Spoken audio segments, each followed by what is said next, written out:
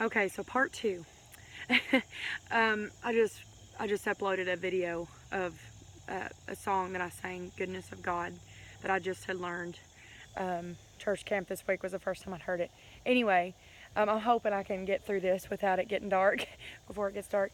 Um, so that song, it just really whew, where I'm at right now. I'm telling you, I've experienced the goodness of God my whole life, but you know how it is when you see God moving something that you've had before Him, and it's something that when something takes place and you know that only He could do it, and it just amazes you, and it brings you to a such an intimate place in Him and with Him. So anyway, this is my favorite part of our property back here in these trees. So I hope I don't run into a tree, actually. Or if there's a snake, oh my Lord, if there is, I'll have to cut this off and run for it.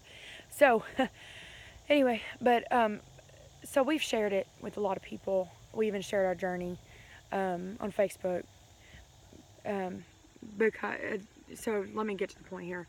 We shared something we just went through back in June, and of course we're still going through it. It's fresh, but we decided to share it because you know, there's a peace in God that we can have that passes all understanding, and that's what the Bible talks about. And of course, I've experienced it before, but this situation we went through, we had a miscarriage.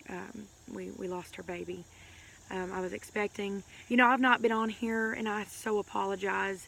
I was gonna try, and you know how it is. I just feel so bad because it was not in my intention to say I was gonna do more videos and then not. I could go into all that, but I'm here for a purpose, and I don't have much time or space. The sun's going down, and my storage is gonna be filled up. But anyway, but we went through a lot of changes. We've moved to our house. Maybe one day I'll share things about that more, and I just love it. We're in such a sweet season, and I so appreciate it. So we found out we were expecting, we were excited. June 12th is when I went to the doctor, and I wish I could be more in depth, to be honest with you.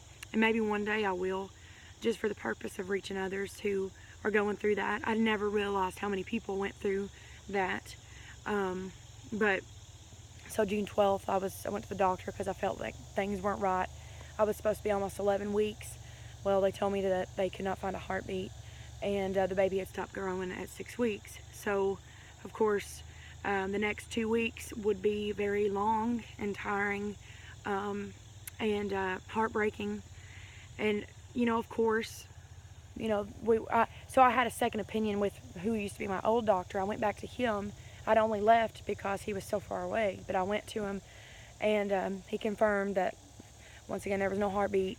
And so he just told me, we talked about the Lord and His plan and stuff, and he told me that I needed to let it go. We had prayed for a miracle. We believed that God could give a miracle. I've seen it happen for others. God could restore that baby's heart.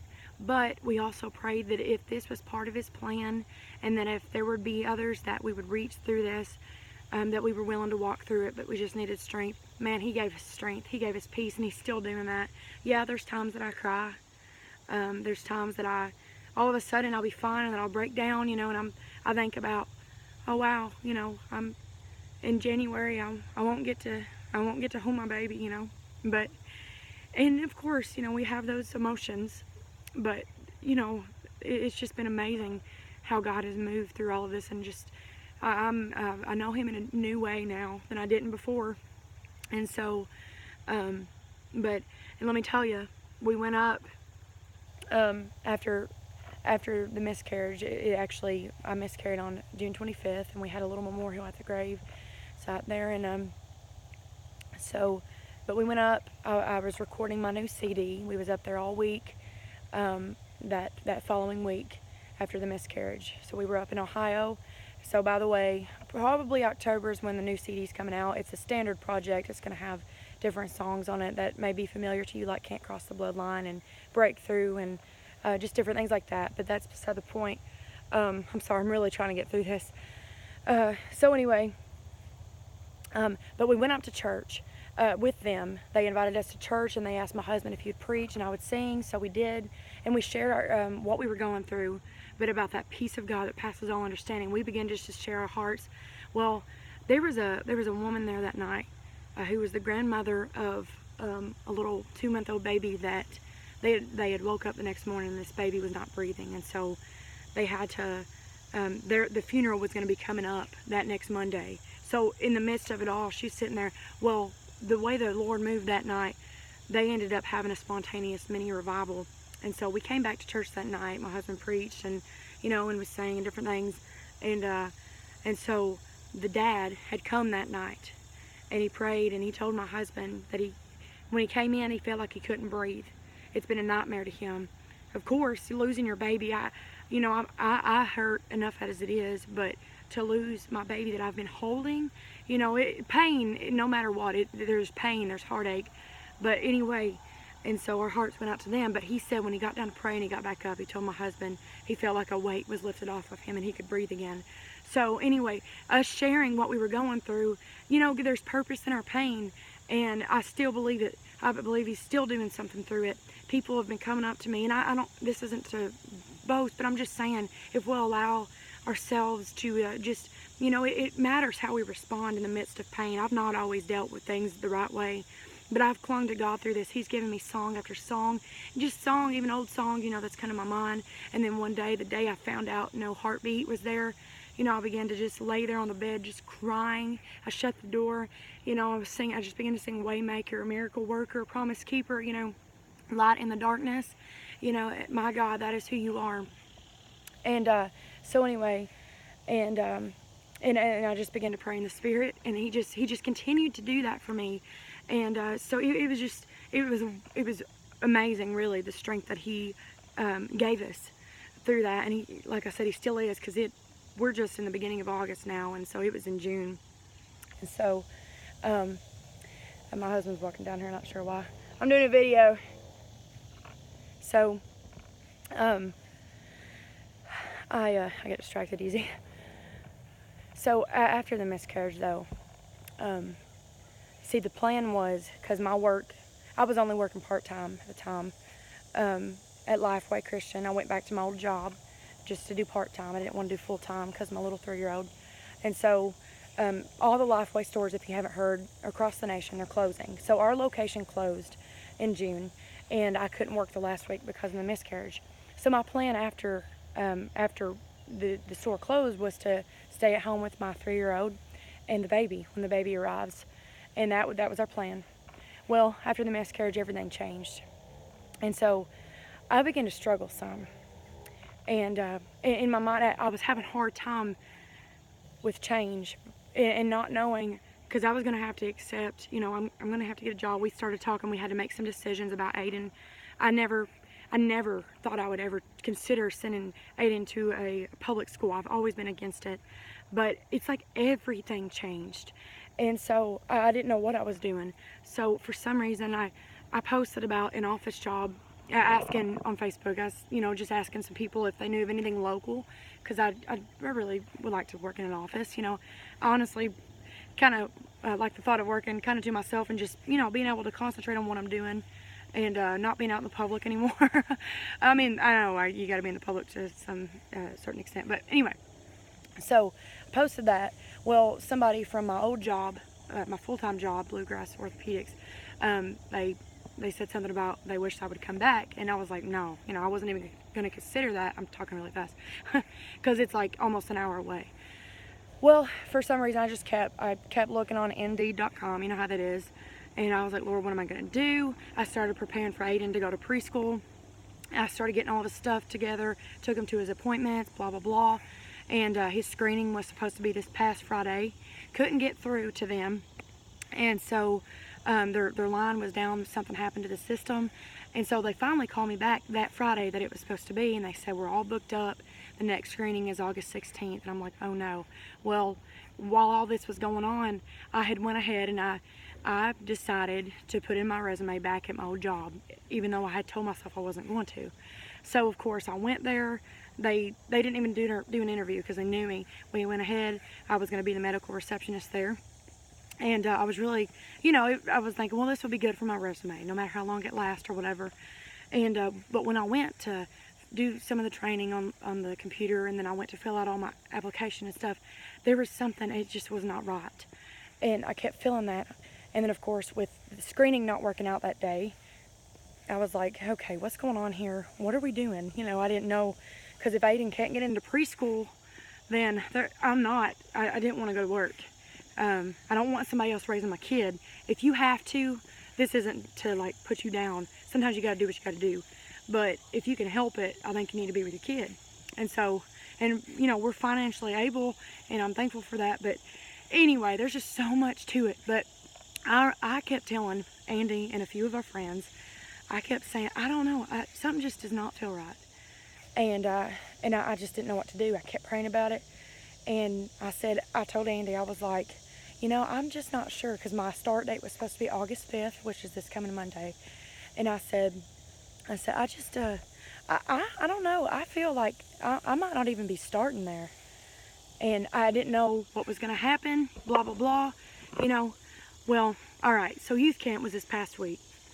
And I honestly wasn't even, I'm all about youth camp. I've been deeply involved in youth camp. Like, it's my heart. Just seeing young people get helped and blessed. That's what helped me through so many things. Y'all, if you watch my past videos, I've talked some about it. But this year, I don't know if it was because of everything going on, but I just, for a few months, I was like, I didn't plan on going. And, well, nobody else stepped up to the plate to be a counselor for the girls, so, and that's not to put them down, but, it's just not their thing. And so I was like, well, and even though I didn't want to go, I made myself go because I didn't want to let them down. So I ended up going. And so since I was going, I was like, God, here I was, needing answers. And I was supposed to start work the next Monday. And I had all this weighing on me. So as I was praying with the girls in the dorm that night, the first night, we began to pray in a circle. And I began to pray for them. And then it's just like I was praying for myself too. And I was like, God, I know you've got answers for us this week. And different things that I was praying about for them. And it's like I began to pray and think about even for myself. And I'm like, God, I believe that you've got answers.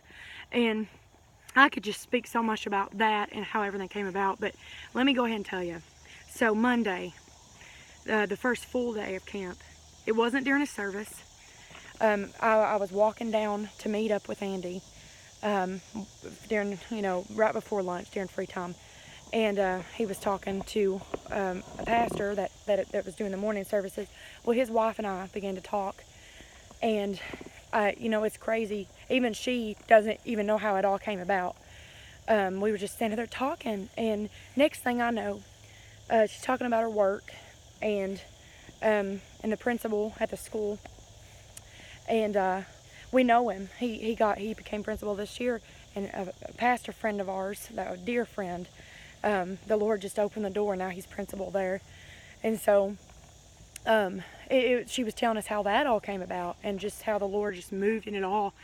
Well, and then for some reason she began to talk about this Bible class or Bible teaching position that the person that was supposed to, they backed out just the week before. They decided, they weren't going to do it. And so open house is this coming Monday.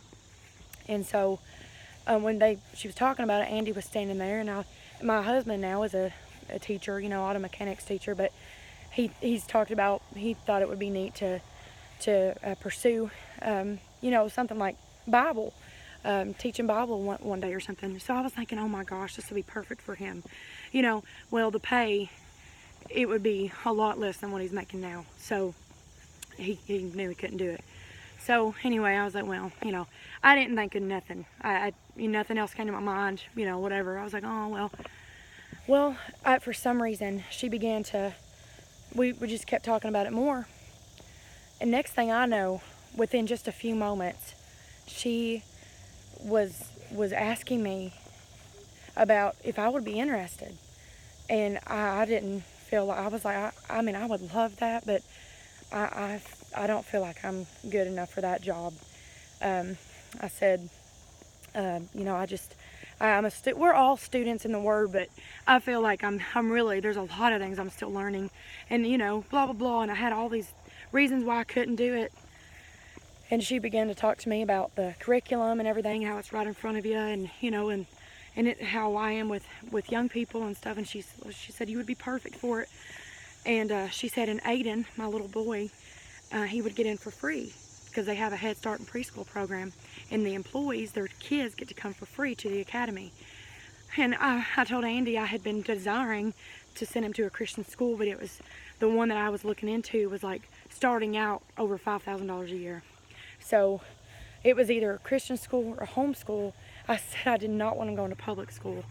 And we never know what the future does hold, and so I try to be careful with that. But anyway, and so she called the pastor and the principal, and she said, have you got anybody for that Bible teaching position?